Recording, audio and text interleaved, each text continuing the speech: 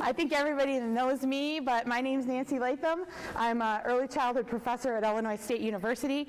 Johnna, Darragh, Ernst, I always forget to add that, is from Heartland Community College, and we have been kind of a duo that's done a lot of the competency stuff, or at least had the opportunity to work with lots of folks on this. It's been kind of fun. So I'm going to start by telling you what this little session is not about. Okay, this so in case you're in the wrong place, y'all can just be like, okay, well, excuse me. This session is not about what the competencies are or how they came to be or any of that. We are assuming that if you were interested in this workshop, that you already have probably sat in one of those regional meetings, or you already know that. You've seen, because we have definitely been doing a road show for about the last over a year, explaining what that is. So this workshop is really about logistics. It's about how, okay, they're real. Their story's already been told. They're real, so how do I make them real in my program? How do I really embed these competencies and assess to these competencies? And a lot of you are at different places in your program, and we know that you may have been entitled for years. You may have inherited an entitlement document.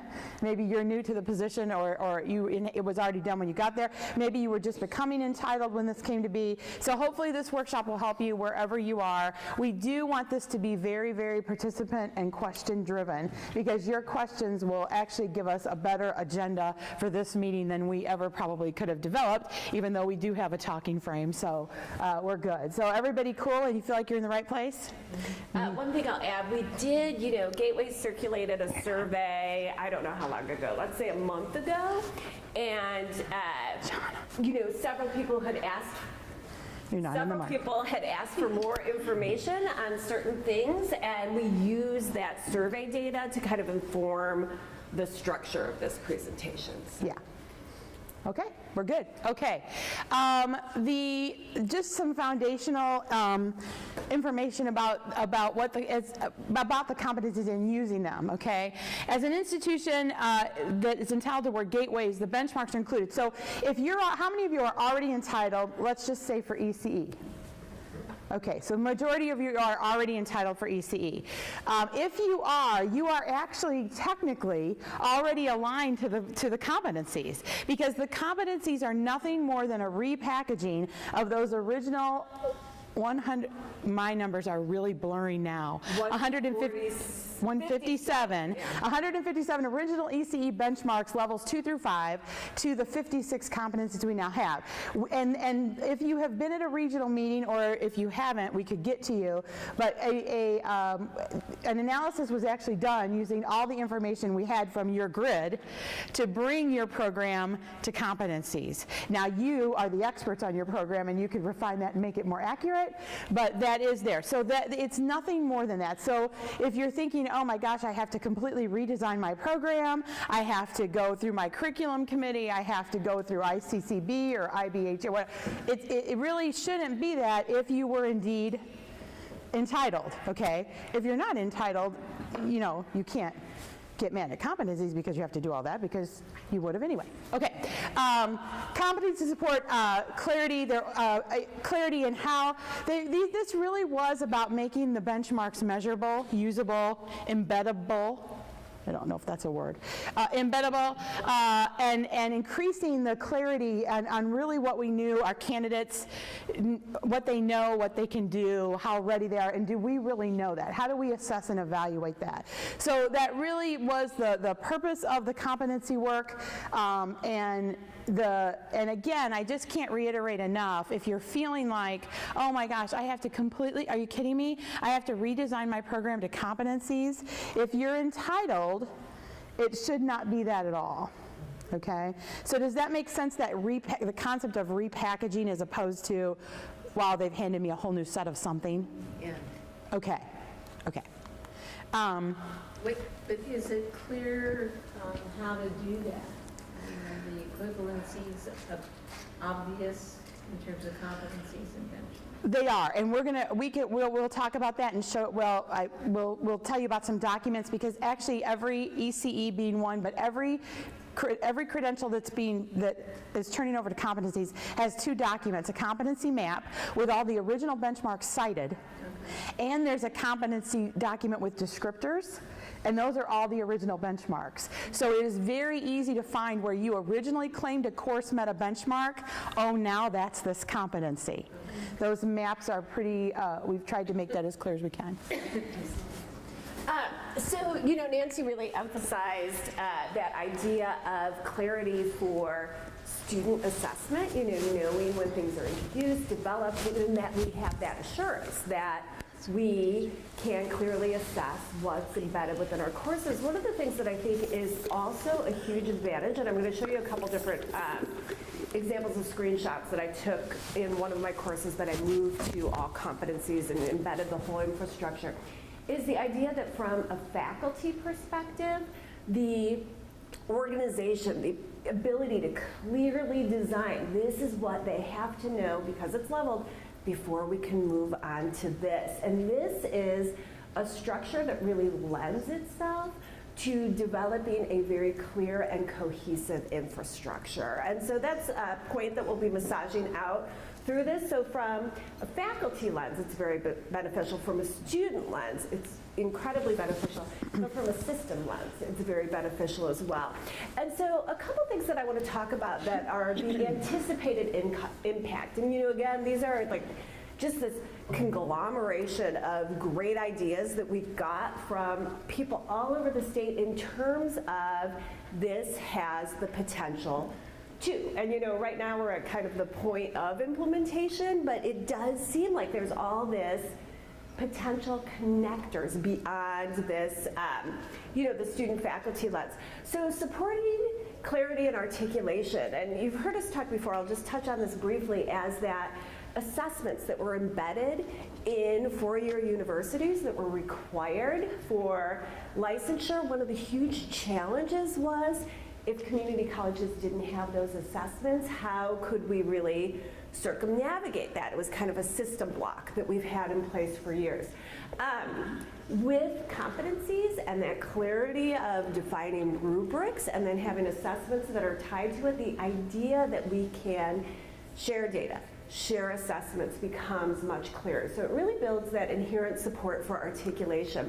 It also builds this real clarity in pathways. And on the next slide, I'll show you this kind of mapped out. So from a design perspective, when I think of myself as a faculty member, there were one or two credentials that I really felt, how would I specifically embed this in my program with integrity? So the pathway to embed was a little bit unclear, as well as the pathway for students. And I think, that's something that we've talked about so much in the state, is the idea that for students, if I start here, what do I need to do to get to that next point? And so that pathway clarity, as well as from a design perspective, as well as from that student lens, becomes these really potentially huge kind of benefits.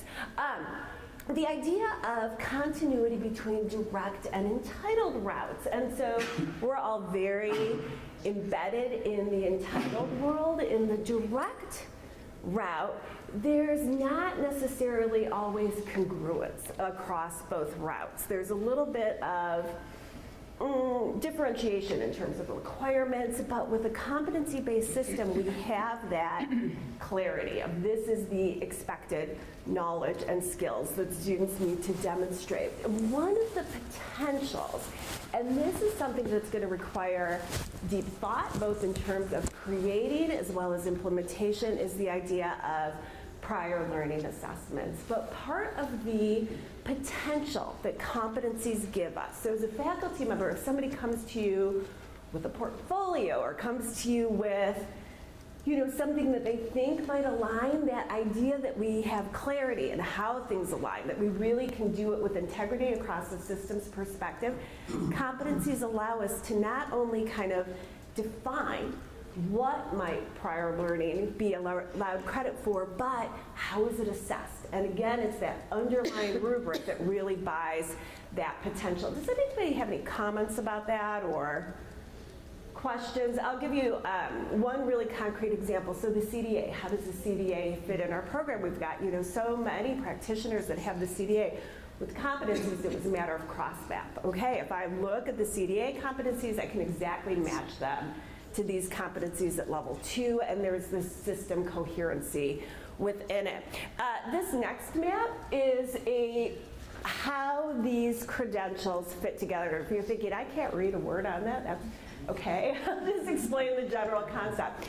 So this is at the point where we had looked at the IDC as the last one. We haven't moved beyond that. But this idea that credentials build off the ECE credential. And so if you're a candidate that's looking at level 2, okay, this is what I need in terms of ECE. If I want to add the ITC to that, this is what I need. If I'm family child care, this is what I need. So that there's this coherency, which, not that this chart is clear, it kind of shows you the underbelly of the thinking, but ideally you can see how with some communication it could be a very digestible map that individuals can see. Yes? Well, and just to add something to that, so what this means, if you're sitting out there, you're an entitled institution at any level for, let's say, the family child care, which is FCC up there, if you're entitled for that at any level and you're not entitled for ECE,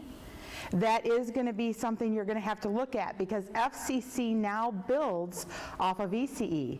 First, the person has to have ECE level 2, and then only then can they get FCC level 2. They have to have ECE level 2 to get infant toddler level 2. So if you're, and a couple of those, we have a wonderful person who works with us, Kira Hammond. She's not in this session, but who's worked with us on a lot of those crosswalks through your institutions where you actually are right now. And she, you know, we've gotten several calls from her where she'll say, this institution is claiming entitlement for infant toddler, and they've never done early childhood. And now that in the building, that's an issue. So if you just to be really, really clear, it's not just a building so the map looks pretty.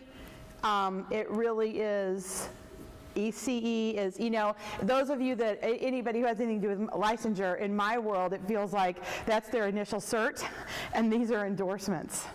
I can't have one without the other, so, yeah. And ITC has been built that way historically with the underline, but it is a little bit, and FCC had those embedded within it, the ECE, but now it's that idea of making clear, you need this before that. One of the major switches is with Illinois director credential, where directors didn't necessarily have to have that foundational knowledge in child development practices, and that's a little bit of a shift, but also supporting clarity and pathway development. Does anybody have any comments or questions about that or reflections? Yeah. Something that's confusing, if you could go back.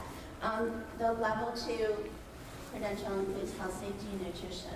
That's where most all of those competencies are here. So if they're taking that at level 2, but you're showing different competencies at level 3, does that mean? Different health safety ones at level 3? Yeah. Like, do they have to take another health, safety, and nutrition course then?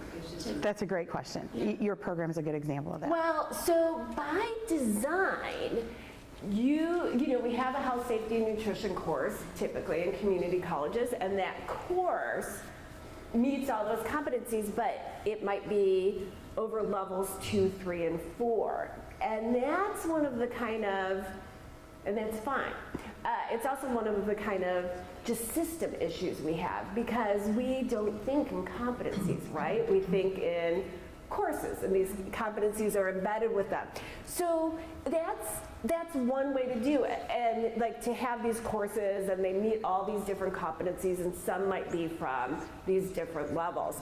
What we've decided to do at our institution that like took a lot of like kind of unthinking things was to break all our courses into, this is the level 2, this is the level 3, this is the level 4. And one of the huge advantages of that is that for some of the candidates at level 2, one of the blocks in terms of access was the reading and English requirements that exist on courses that go level 2 through 4. And so one of the things that we could do flexibly was look at, you know, if an individual's pathway is to attain being a teaching assistant, is there any flexibility in terms of supporting access where these level 2, some courses have, intensive writing and English supports associated with them in collaboration with our writing department.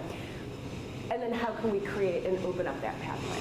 So one doesn't have to do that. We elected to at my institution, but I think that whole course will probably remain more of a standard. Does that make sense? I think this actually is one of those systems things that forces something that's good for the profession. And that is, because when we were going through it initially 3 years ago and doing this deep dive that resulted in the competencies, when we got to the health, safety, and nutrition benchmarks all around the table, we said we can't let a person be with children in any role unless they have these basics of health, safety, nutrition. It really was. So even though some of those health, safety, and nutrition benchmarks, which led to higher level competencies, maybe level 4 and level 5 even competencies, may not be, they may not be what hitting the ground a teacher needs. Kind of in our mind's eye, we thought, but it wouldn't hurt. If I don't know. If you're with my child in any role, I kind of want you to have that. So I think it causes, so to have that early on and know that it's going to, if they go on for the level 3, level 4, level 5, they've already met their health, safety, and nutrition, no harm, no foul. I think it's actually great for, practitioner. Nancy, do you want to? Oh, am I up to that? Yeah. Okay. So here we kind of get to what you were talking about and you were asking, so how do I actually integrate these in my program?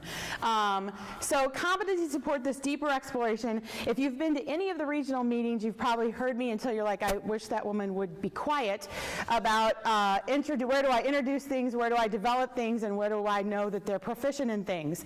I cannot take credit for that design. Years ago, the Illinois State Board of Ed made all of the programs develop a map like this for all of the Illinois, the ITPS, the Illinois Illinois standards for teachers. And we had to go through, and there's a whole lot of those, by the way. And we had to go through and do that for those. Now, at that point, the exercise was a little bit aggravating. We were aggravated, and it never actually went anywhere, which was aggravating, but it was a very enlightening exercise. And I will always say that. It was a very enlightening exercise internally, because when we had to actually sit down and say, okay, because we were claiming those standards everywhere. We had all of our courses aligned, beautifully aligned. If you'd have walked in, it was lovely. But when we actually did that exercise and said, okay, where do we actually introduce that? Where do we develop it? And where do we really get to, can that student do that before we let you go? How do we know they know? How do we know they can, right? When we actually did that, we found so many interesting things. And then when you lay that over the top of your plan of study, and you say, we introduced that 12 times, and we never dig deep, and we have no clue if they really know. We talk about Piaget's stages 14 times, and we never dig any deeper than, do you know them? That kind of thing. So it was that kind of thing. Or we found that we were developing things or maybe even expecting proficiency, and we never introduced it. Well, no wonder they were confused. Or we did it out of order. It really brought a lot of interesting things to light. So, and that is what you're responsible for as you embed these competencies in your program. The grid that you hopefully are now all familiar with on the new app asks you for each competency to say, where do we in our program introduce this competency?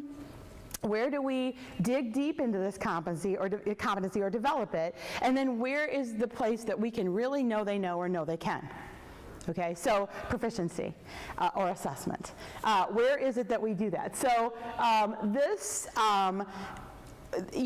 original competency work really came about organically from a group of partners that came together and said, we want to have shared assessments across our partnership so that if we want to articulate a course, we were building a bridge program, we had 5 courses we were articulating, and we wanted to do that, and we didn't want accreditation or assessment to stop that.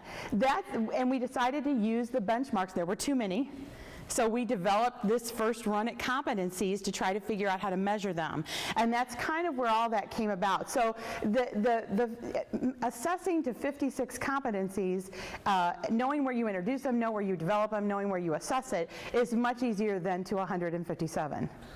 As you can imagine. So that's really what your programs are doing. And that's when you hear us talk about the assessment toolbox. We've created tools for you to do that if you don't already have them. All of the rubrics have been created to do that as well. And we'll talk even more about those in just a minute. So does the whole introducing, developing, and assessing make sense? Because it is just the spine of the application, honestly. Did I see a question? Okay. So everybody kind of gets that. Okay, so, but the thing is, and I had a really interesting side conversation with you yesterday about some issues that you were talking about with your program and trying to make room. Like I said, when you do that grid, it's very telling, okay? So after we did the grid at ISU, we then took it apart and said, okay, we were all honest, we had all the experts, the point people for every course in the room, and they were saying, that's my course, I introduced that there, I develop it, you know, we do this, we got it all in there, we had the grid. Then I went back and I took it apart and did an analysis of the grid. And I said, okay, if that's the case, I want to look at just this course. Let's take child growth and development, for instance, or intro. Intro is a good one. Let's take intro, the intro to early childhood course. How many competencies, how much competency weight is it bearing? Meaning, how many competencies are claimed to be introduced in there? How many competencies are we claiming are developed? And proficiency. Whooshy, is that telling? Because you'll find you'll have 1 or 2 courses that maybe out of 56 competencies, 1 competency is introduced and developed in there, but somebody, that's their baby, that's their course, and they're holding on tight. And then we've got this other course over here bearing 18 or 19 or 20. Mm-hmm. And I'm like, yeah, you got to get over yourself. We're going to have to fix that because, you know, I say it nicer. But anyway, but you know, because I mean, you just can't do that. And we had to let go of some courses. I mean, we really did. We had to let go, and we had to build some, and we had to tweak some. So the grid, I hope you don't find that as too strenuous of an exercise, but it is very telling. Has anybody already done that? Well, we've done the IPT, or the IDP, yeah, we call it the IDP. Yeah, the IDP. So you've already done that? Yeah. Okay. And did it bring some things to light, or? We haven't done an analysis. To look at how you're weighted? I mean, yeah, I think it's a process. Some things do come to the surface, but then it's a question of what we can do with them. Yeah. 2 things I would really suggest. Do a little analysis after you do your grid and look at that weightiness. Put your courses in order of the competencies they're bearing, and really look at that. And then lay your plan of study over the top of it too. The order you advise students to take courses in that is best for them, that's what a plan of study is supposed to be. If what you're actually doing doesn't reflect that, you need to think about that. One of the most interesting things was, you know, we have these ESAs in a lot of our courses, these final assessments. It's like, well, if they do this ESA in a sort of an intro course, then they're proficient. And it's like, they shouldn't be proficient in an intro course in anything, right? Well, that's a little weird, but I mean, it could be. I mean, I guess you could be. I mean, if you're using, like Johnna was talking about with the health, safety, and nutrition, where there really is 1 course. Yeah. So that's a good example of where you could go through all 3. You could have a course where you introduce something, develop it, and go to proficiency. Yeah. There are other things that it takes 3 to 4 courses, but I would encourage you not to say, oh, we do this in every course. Yeah, really. Because that usually means we do a you-know-what kind of job in it across the, it just does. We just at some points have to land and say this course bears the responsibility for introducing this one bears the responsibility for developing, and then of course bears the responsibility for assessing it. Okay, we're good on that? Okay. Did you have a comment? Yeah. Does anyone run into institutionally being told that you have too many courses with prerequisites? I mean, I'm big on a program plan that moves for knowledge and carries things along, but we're constantly being told you have too many courses with prerequisites, and you're making the program too structured that people aren't having choice for when they take classes. And does anyone else run into that? But our pushes mostly from the registrar because it makes the whole registration process more complex, and it's like, because it is complex. Are you community college? No. You're a four-year? Milliken, yeah. Mitch, Yeah. 10 years to push through a curriculum commission that, yes, you do need to take child development and health, safety, and nutrition and intro to early childhood before you're planning any methods classes. Because, come on, we had people Really? in math activities planning activities for toddlers using pennies. It's like, Well, what really should help you with that, I would say, John, I mean, what really should help you with that now is this move toward how these competencies are stackable. yes. Because then that naturally, and you want it to, because we want completers, which your institution loves that word. We want completers at level 2. We want completers at level 3. Well, if you don't want them just taking a potpourri, probably doesn't apply as much to the 4-year. But the 2-year, that is very, which could help you. And I think the idea of what classes really require prerequisites, because in sequencing you'll say, oh yes, but then if you have, a content area, for example, and the competencies are introduced, developed, and assessed within it, the idea that that would be a course that wouldn't require a prerequisite. I want to show you, so this idea of embedding competencies. So we're thinking about introducing, developing, and assessing, Nancy covered this well, related to the existing benchmarks. So again, that idea of repackaging. So one of the things that, and I'm going to show you an example of a very overt organizational structure, but you can very overtly embed the competencies within a program or have it be kind of a hidden infrastructure. And I went the very overt route, because I feel like whenever something new is introduced, that need to go to really concrete thinking, to kind of plot it out becomes very important. So I'm going to show you a real kind of overt infrastructure where competencies become learning outcomes, or how we've specifically kind of thought of learning outcomes, learning objectives, and I'll show you that in a minute. An implicit infrastructure is where you have your existing learning objectives and you just know organizationally that these competencies are kind of feeding how things are organized, how things are sequenced, etc. So with that said, and this, when my Mac is sitting in front of me on my lap, this is so big, and now that I see it on the screen, I'm like, oh gosh, I bet they can't really read it. So I'm showing you one of the ugliest parts of my class. This is a face-to-face class that's meeting this spring.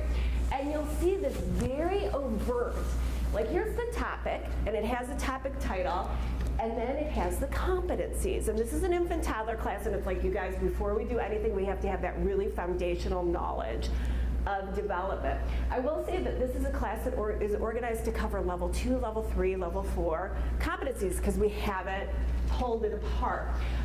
And one of the things I tell my students is, those numbers, like that HGD, just ignore them, they're meaningful to me, but that's one of the kind of concrete, like, I just want to see this. But you can see how topically, first starting with growth and development, then going on to mental health and well-being, related assessments, and again, you see the overt, how it's covering, kind of those formative, and then how it's kind of covering, assessing certain competencies within it.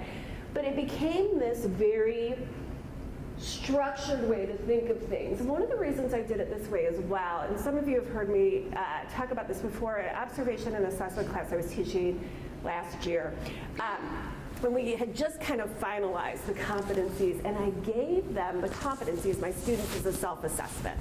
And it was, okay, what do you feel like you're knowledgeable? They just went through and did this checklist. And one of the things that was interesting was that they had checked, all of them except one who, kind of knows everything all the time from the first day of class, except 2. They hadn't selected 2, everybody but one person, and those were the 2 that we hadn't yet covered in class. And so to me, that was the biggest check on, are they understanding what these things mean? And I went back and looked at my course objectives, learning outcomes of my syllabus, and thought, if I had given them these, with all their commas and wonderful verbiage, and you've got like 3 sentences packed into one, I don't think they could have assessed it. The idea that they were meaningful to them as well in terms of understanding what really had been presented.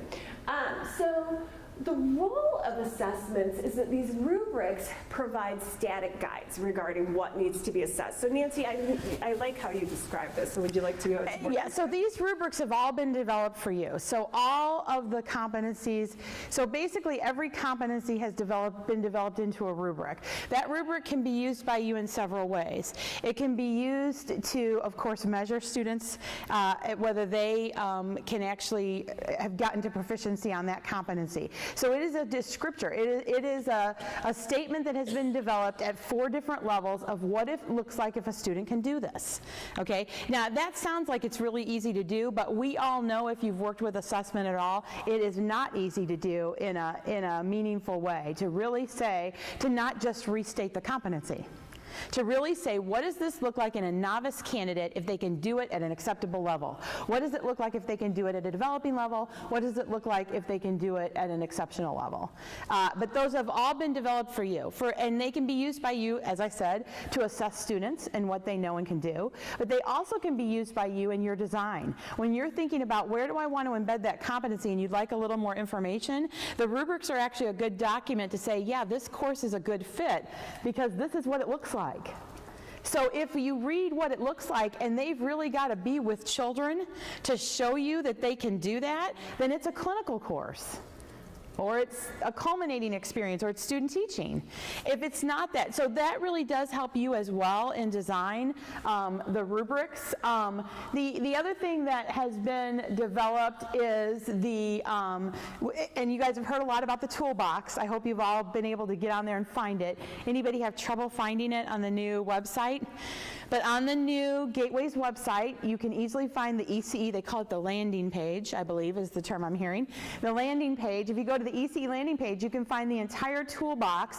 You can find every rubric for all the competencies that has been built there. So the rubrics are in content area. It's a rubric per content area. And you can use those, so you could use those on your own assessments. You could use the assessments that we've put in the toolbox, and you could embed those in your classes, and that's how you would know if they are assessing. You know, the real thing to think about, you may already have great assignments in your class that get to this information, and if you do, that's wonderful. But remember, if you're really trying to show Gateways that you have assessment data, or that you are doing a partnership collaboration like we were, where we wanted to share data across courses, you've got to be using the same measurement. You don't have to be using the same evidence. Okay, so I could, let's say for instance, in my child growth and development course, we're using a task where students have to interview 5 parents, children to different ages, and do a developmental scan with the parent, and then they write up a reflection, and they have to bring in their own understanding of stage theory into that reflection, and blah, blah, blah, blah, blah. But in Johnna's, at Heartland, those same students in a child growth and development course are going in and observing 3 children using a LAP assessment, really looking at their development, and then bringing that stage theory into the reflection of where they're actually looking at that. We could still use the same rubric on those 2 pieces of evidence. Okay, so I'm a big proponent, I'm always going to cross-stitch it on a pillow, that we don't all have to do things the same. My institution gets very tired of me saying that unit-wide assessment or broad assessment does not mean uniform.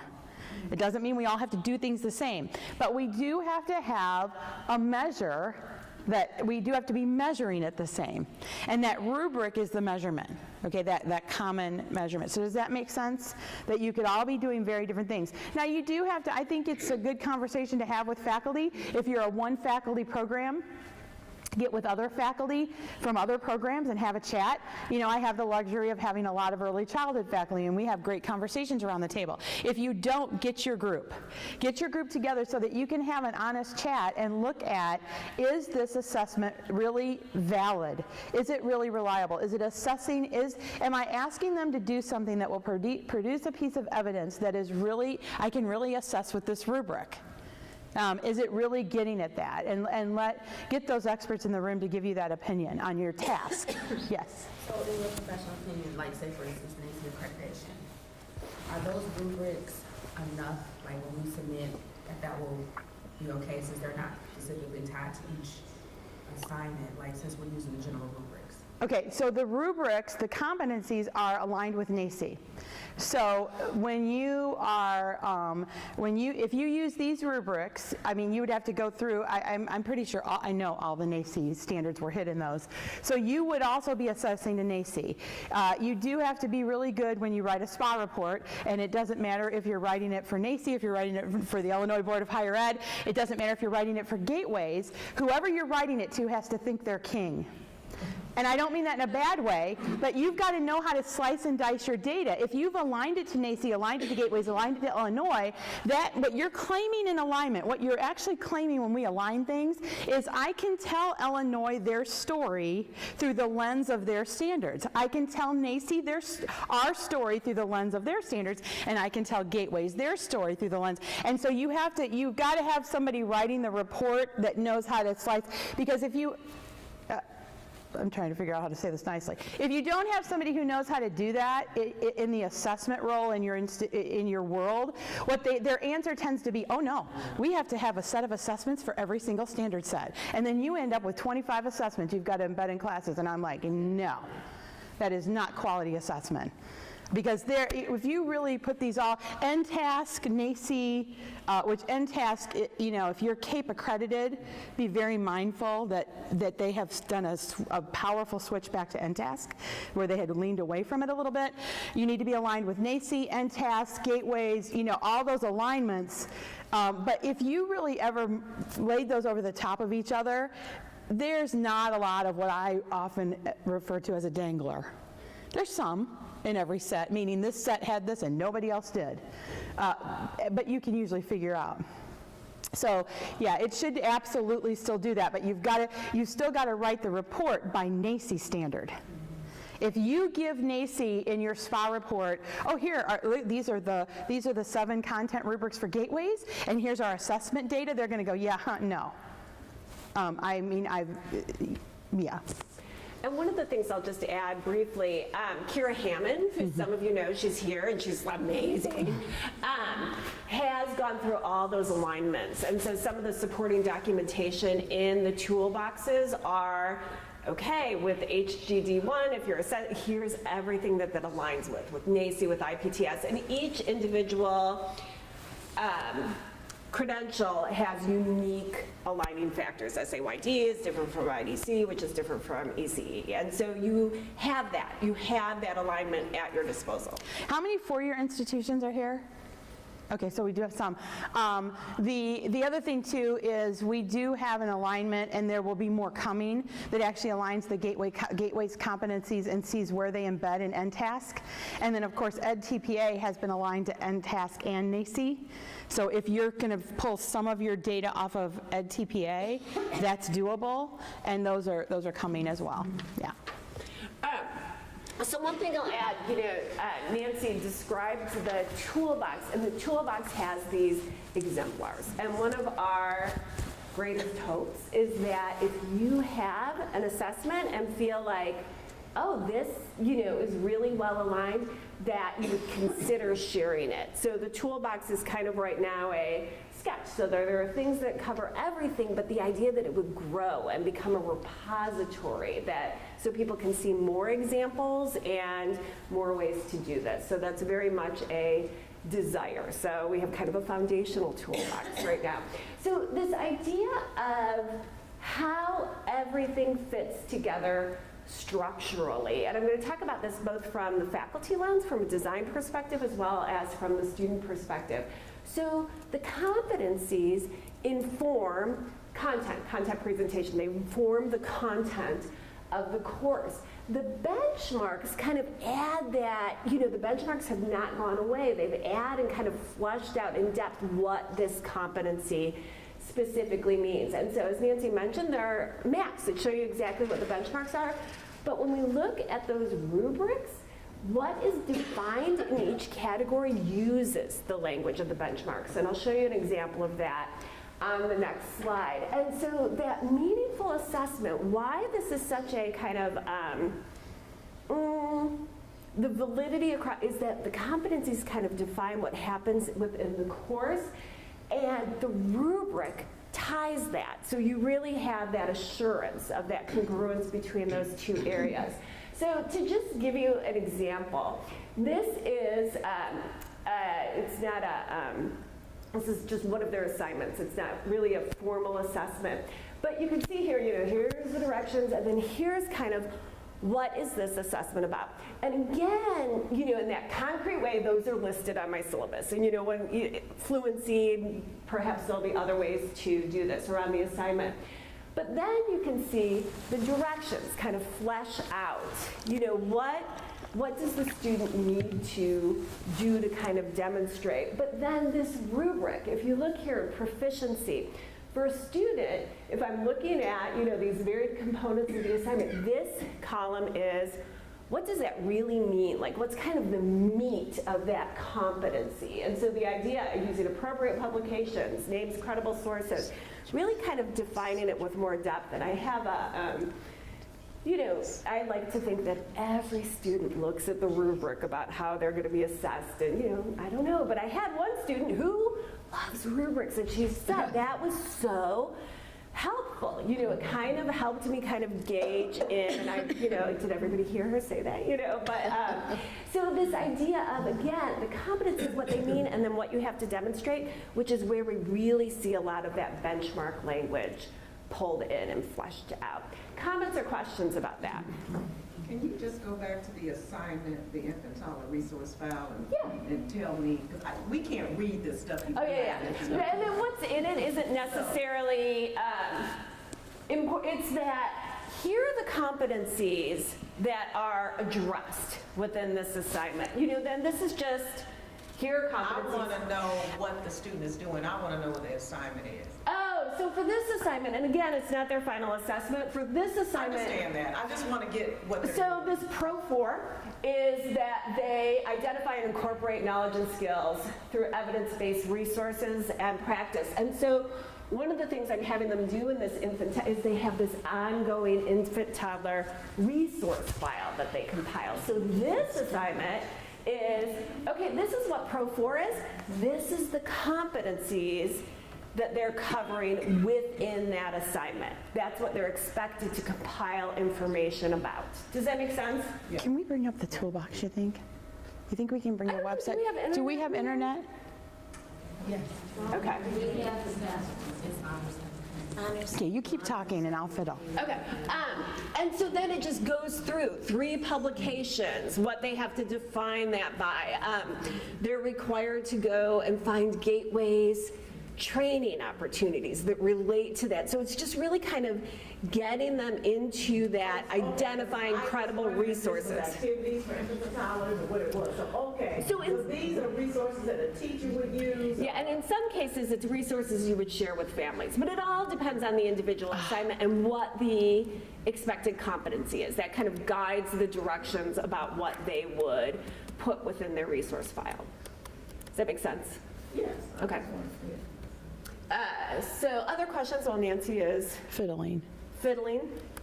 I thought Stephanie last night was a master at talking while pulling up people's power. I was like, wow, that is like higher level skill. Yeah, she didn't miss a beat. You're not connected. Oh, that's a sad thing. Go to AT&T and then. Is there a place that says? Yeah, maybe click on I am not a this PC little guy? person. This little guy? Yeah. Okay. Here. I can't even hardly function with a PC anymore. Yeah. I forgot how. I'm still. Yeah, we can actually show you because in the toolbox, On AT&T Wi-Fi. AT&T up there. Yeah. It didn't work for me. It didn't work for me. That's not okay. It did not work.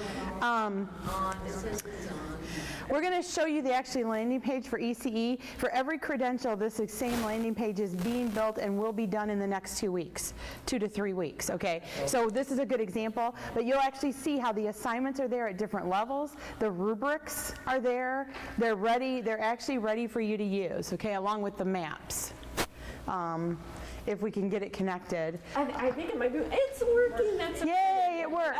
Do I need a code? It's honors, all caps, honors, 17. Thank you.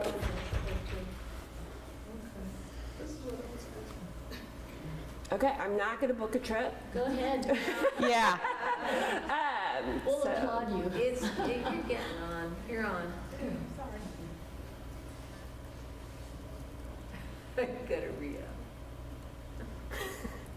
That sounds so great. Okay. Okay, so is it going to take us to the main page so they can see how to get to this, just in case? I don't know. Yeah, here we are. Okay. Is this the new one? Yeah. Okay, so can you back out of that? Can you go to the main or professional, yeah, wherever. Okay, so when you go to the new gateways page, Yeah, I don't know that, but I mean, I see what you're saying. You could just Google it and yeah, because Can you go back? Sorry. that's okay. Oh, here it is, right here. Here it is. Okay. So professional development, higher ed, there you were there. But anyway, it takes you to the toolbox, to the landing page. If you were outside of this and on the ECE landing page, you could also see the descriptor document we talked about and the competency map as well. Both of those documents are completely cited and reconnected back to benchmarks. So if that's the grid you have all that for your reference. If we just go, let's just go to like curriculum and program design. We'll just go to that one first. This is the toolbox for that. If you click on that, you'll see that there's an assessment here, example for you to use in a PDF or a doc so that you could alter it if you want to, at a level 3 if that's what your program is, a level 2 through 4 if that's what your program is, or if you're all the way at level 5, you need to be using that one because you got to cover everything. So if you're level 5, you've got to be covering 2 through 5, and that assessment covers it. Okay, so if we go to the level 2 through 5 assessment there, I don't know if that's going to work, but let's go see. can you, the level 2 through 5? Yeah. Okay. If you go there, I'll open the doc file on it. okay. Let's hope it opens.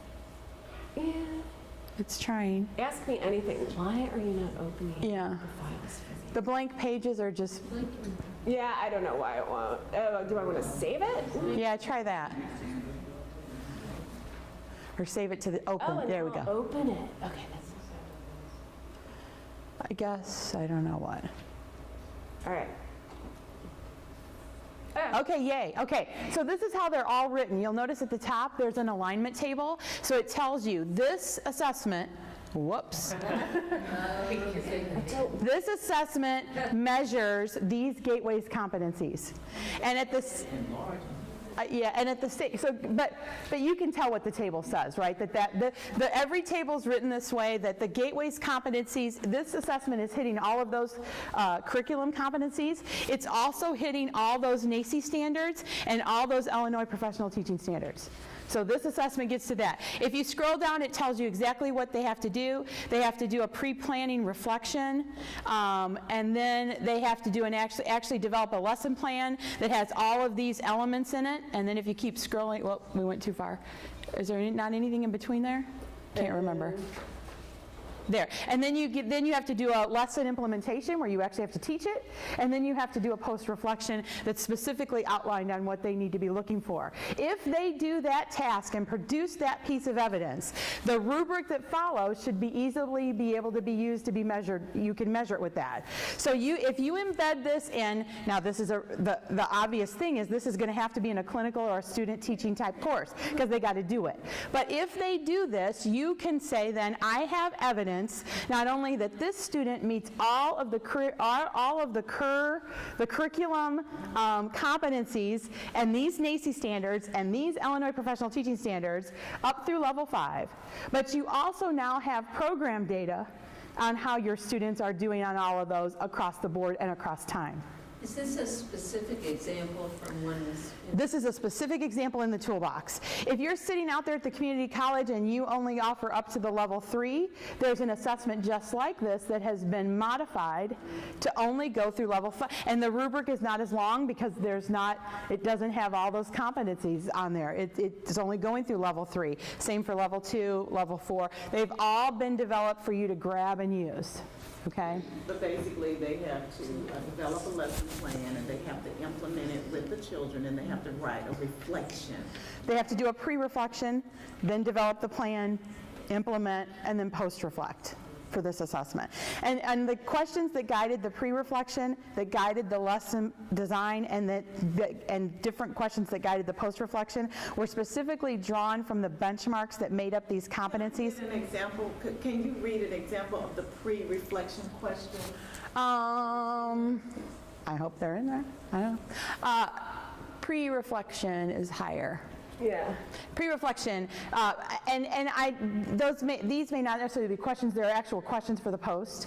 Prior to planning your lesson, it's important to consider state and national standards that will inform your planning. As well, you need to consider the unique learners you'll be working with, as well as evidence that supports effective curricular practice. Finally, it's also essential to consider mandates and requirements, including building, center, and curricular factors that must be adhered to in your planning. Consider each of these and develop a 1 to 2 page reflection that responds to, and I think there's something below that, responds to state and national standards you need to take into account as you develop your plan. So do they require 120 instructional minutes of literacy every day? Or, I mean, those kinds of things, let alone the other state and national standards, Common Core, whatever. Assessment data that will be beneficial to you in your lesson plan development, so prior knowledge of the children. Learning theories that provide the basis for your instructional choices. Do you have a theoretical framework, or did you just pull this out of Pinterest?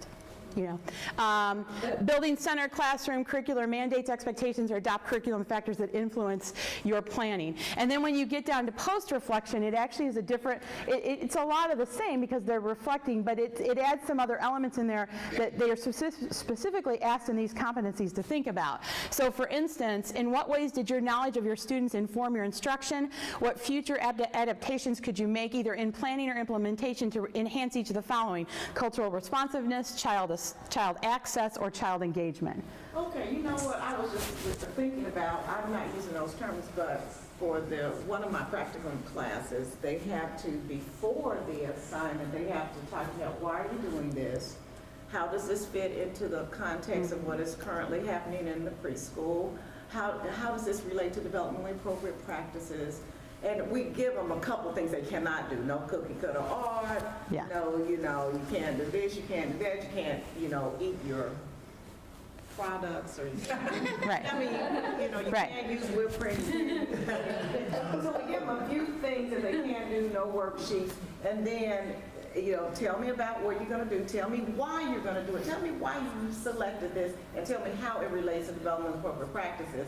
And so, because they don't know about the Illinois, Right. that. They don't even know that yet. But I do ask them to tell me, how does this relate to DCFS? How does this relate to... Which would be the... And they have to do that before. So then they have to actually plan a lesson, then they have to implement it, and then they have to write self-evaluation on, I'm doing this already.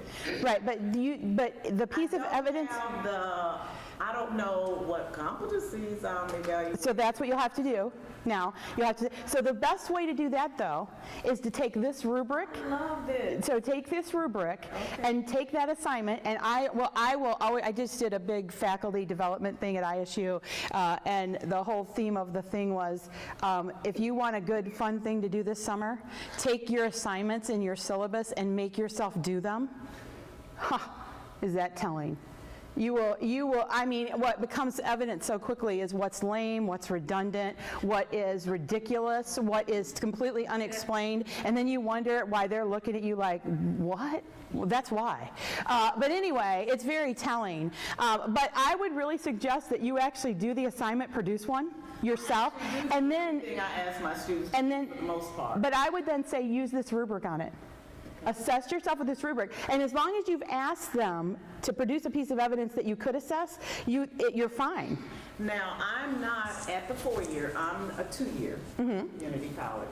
But this is, see, that's what I wanted to get to. You could have skipped that introduction and just went straight to this, but I'm just saying. That's good feedback. That's good. So, well, I already had got the other piece. I understand why. I know where you're going. I know how this fits. The language is better because to talk about competencies to competencies is much easier than the benchmarks to competencies, so I got that. So now, what other examples? We have them for everything.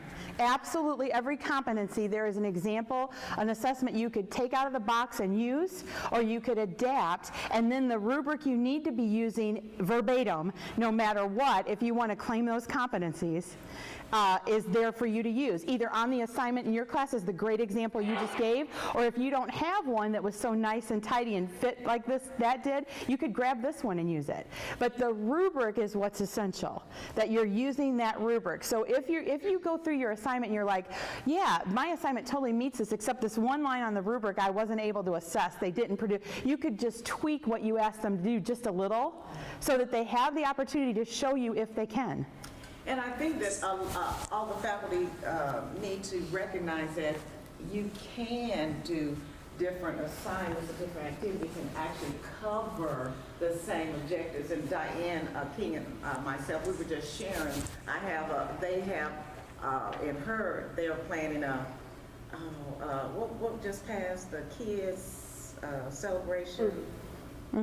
We can be Week of the Young Child assignment. So they have a Week of the Young Child assignment that they do, and I have in the fall a reading night program that my students do, and they actually plan the activity, working with the preschool, and we actually implement the activity with the preschool parents.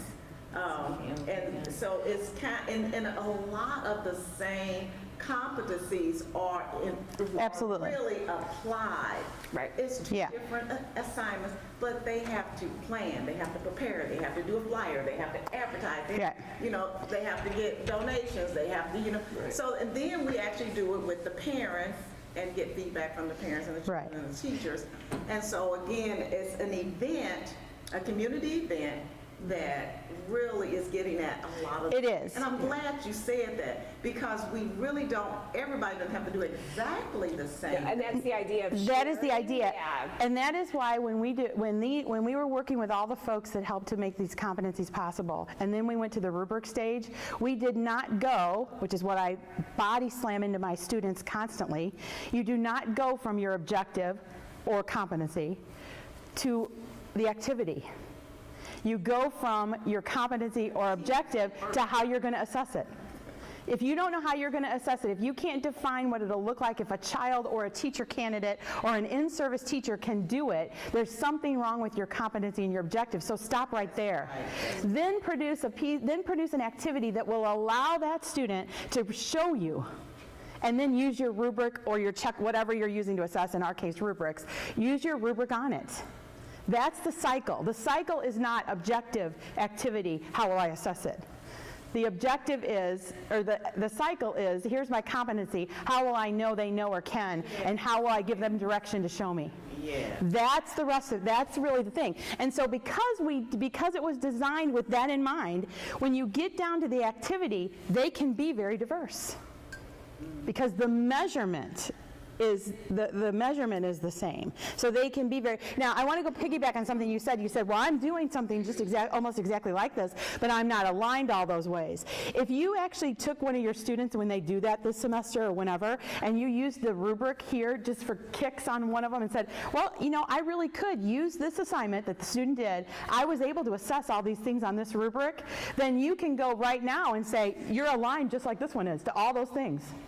Because if you were able to use the rubric on it, that's where all that alignment comes from. You then met all those competencies, all those NACCE standards, and all those IPTSs with it. And that's way too much. So, I have to go to this toolbox because I can't be doing all of that. So now Wait, you kind of have to for the application. That's the only reason I'm trying to tell you. You ladies need to get, I don't know, a bonus check or something, because this is a lot. This is a lot. Well, they're all there for you to grab. Right. So one thing I'll add too is that, this assignment is developed for dissemination purposes, right? And so the idea that you would individualize it, break it into, several assignments with the, but these are developed for the purpose of dissemination. So as people can see, I think we're about out of time. I'm going to look and see what we still. The only other thing I, Doing for human growth and development. You know what? You'll see all that in the toolbox. when you go to So the many toolbox, you can go to wonderful every one of them. resources. They're by content area.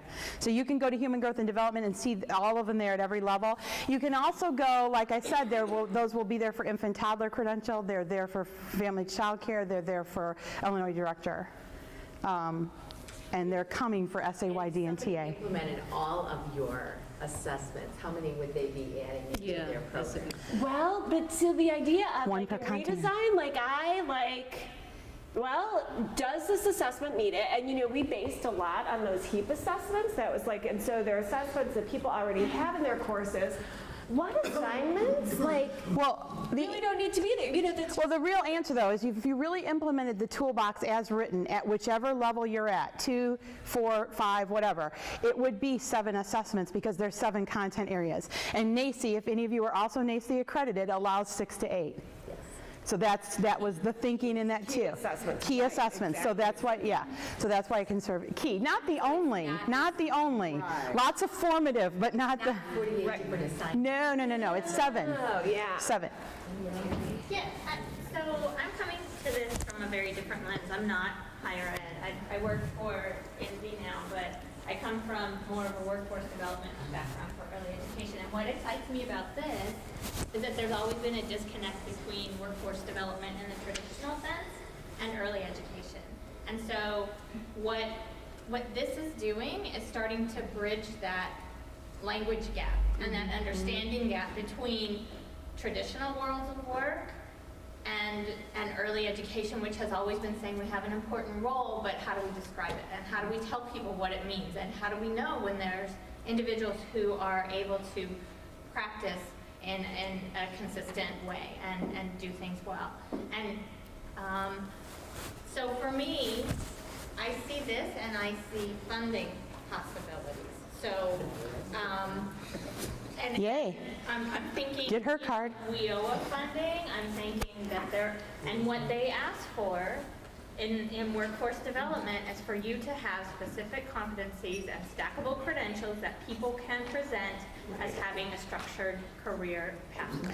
And so. And you can assess and get data that can show program. I mean, what we could do with program data across partnerships, across the state, would be amazing. I mean, it really, the other thing I'll do a real quick commercial for, especially because I know you leave these meetings, I know I talk fast.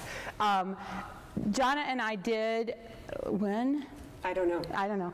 At some point, I don't know anymore. It's all mixing together. But we have also on that same landing page is a set of webinars.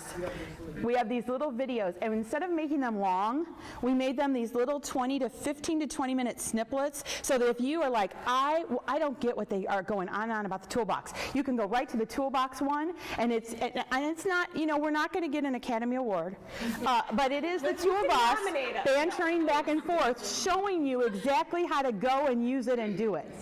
Through the assessments, through rubrics, through competency map, through the application, through the annual report. There's a little snippet one for each one. Okay, And so one thing, I just want to comment on what you had said really quick. So one thing that, that idea of that connection, one thing that like full implementation fantasy is that those competencies are embedded within workplaces. So if I'm a director, I can look at these competency areas. I have this definition of what would this look like.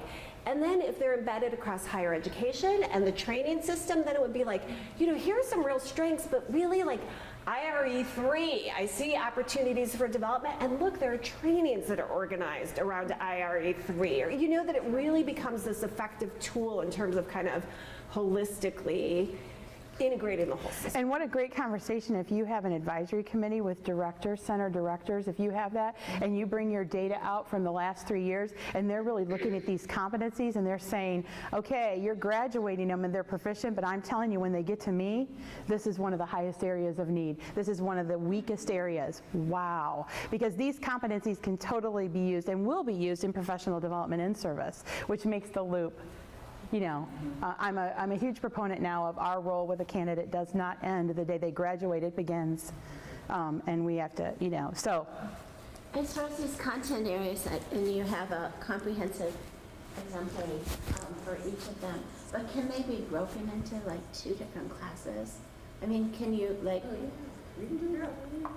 As long as you're using the rubric. So you could say this rubric, it wasn't accessible in this class because we didn't do it yet, but we'll finish the rubric out in the next one. so because I'm looking at some of those assignments and thinking those are really big assignments along with everything else that we do.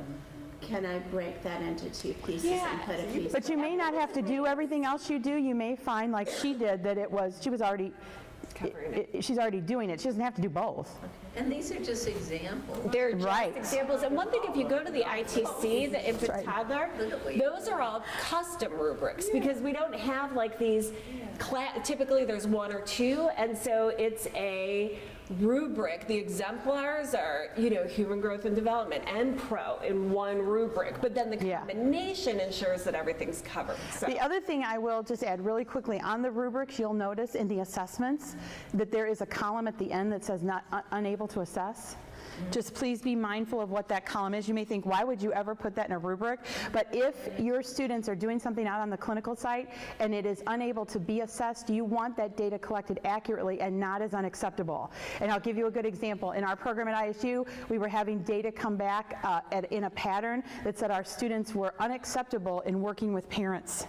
It wasn't, and I was like, what are you talking about? We can't graduate them if they can't work with parents. It wasn't that. It was that our clinical sites would not allow them to be in parent-teacher conferences and work. And so the supervisors were saying, well, unacceptable. I'm like, unable to assess is, let's get that column on there. And then we were able to exactly correlate that with the sites that wouldn't allow it. And we went and said, if you want our students, let's figure it out. If you don't, we'll move on down the road. But we're, I said it nicer. But we're, but I mean, but I couldn't have had that conversation if I didn't have I had the data. And I could disaggregate it according to. So like with professionalism, we're weaving that in ethical issues. We weave that in every one of our classes. So that's okay as long as we're hitting the, okay. We don't want the lab students really addressing sensitive issues with parents and things like that. But I think there needs to be some guidelines about just the day-to-day interaction and the greetings. And if you want them to do a part, be in on a parent-teacher conference, that needs to be worked out ahead of time. Right. And that's what we did. We put it in our clinical letter and said, if you're accepting our students, they need these opportunities. Something to think about, because I don't think our students are involved in any parent-teacher conference. We had some sites that wouldn't let them near a parent, and we didn't know it till we got the data. Right. So, but then looking at the expected competencies, benchmarks, we are a little over time. I think. Sorry. 9:15. Is that true? Am I wrong? 9:30. Oh, good. We're not over time. Okay. Why? What time are we supposed to be done? 9:30. 9:30. Yeah. See, I thought it was 9:15. 9:27. Oh, good. So we're good. Okay, good. We can talk about your question.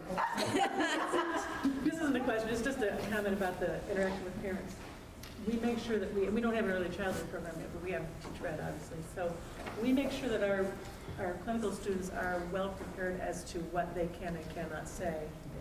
And we want them, we teach them about, participating in parent-teacher conferences and that sort of thing. Because if they say in a conference something like, well, I think that your child maybe should be tested for an attention issue, then they've committed the district to paying for that.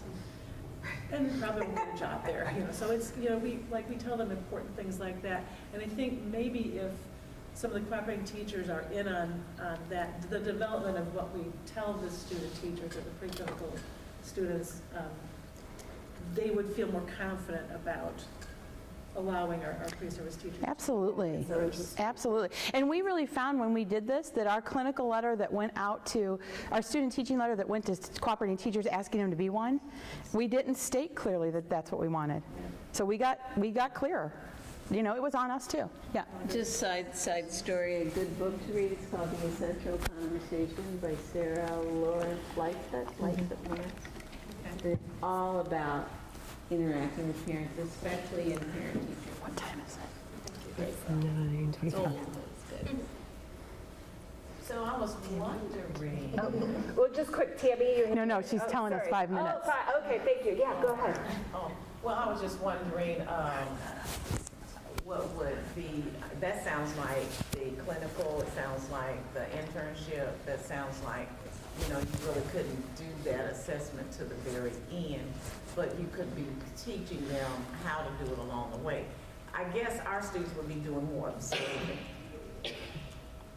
than, I would have to ask the center director how involved they are, but I think, in the lab, but I think they're doing more observing interaction of the master teacher and the parents than they are. I don't believe they're involved in any parent-teacher conference. So one of the things that's interesting to look at, and so the competencies don't necessitate parent-teacher conference specifically. Right. But then when you look at the competencies at level 4, for example, they define, which it was in the benchmarks, but it was a little bit, what are the expected skills to demonstrate? But now it's like, these are skills we need to see. And so looking at the level 4, which are very focused on application, many of the level 5 are as well, what is it they need to be doing in practicum to really demonstrate these expected skills? Because if you really take that through level 5, though, if you looked at the family collaboration, communication competencies up through level 5, it is absolutely an expectation that they can do that. And that's logical. Because if you think about it, if you're a 4-year that has to be at level 5, we're graduating them, and I graduate them in May, and in the fall, they're going to have to do parent-teacher conferences. I think that's an expectation at level 2, at the 2 to 4, because they're graduating, going to work, they're graduating, doing family childcare. Right. So, and they have some informal opportunities, family reading night, and some social events, and the spring sing. There is some of that. I think it's kind of pushed as it goes up the level. Does that make sense? Yeah. Pushed isn't the right word, but It's refined or it's elaborated. Yeah, so Yeah. the fundamental Yeah. communication. they're going to need them. Yeah, they're going to need them. We Yeah. have a class called, Absolutely. course called Family Community Engagement, which really addresses all these. Yeah, that class teaches it, but we're looking at Where do they do They're it? in the field too. assessing it. Yeah, and so How do you know they can? those two. Yes. You know they know. Well, that The class tells us they know, but how do we know they can? That's exactly. We have all seen the student that can ace our little test and our cute little assignments, and they get out there and, oh my goodness gracious, don't let them near a human. You guys are thinking of somebody right now. You know exactly what I'm talking about. So, okay, so any other questions at all? Okay, the thing is, I think all y'all know how to find us, and we are more than welcome to find you or help you.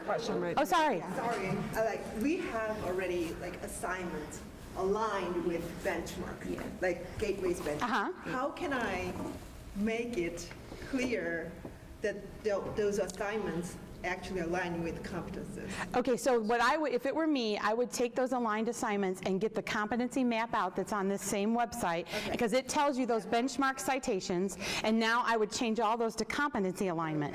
Then I would use the rubric that, I would see if the rubric can be used on it.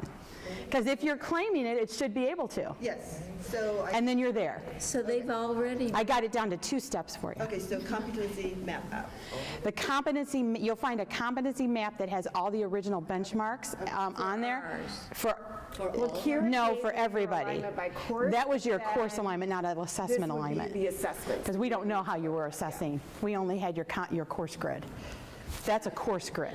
She's talking about assessments. Yeah, yeah.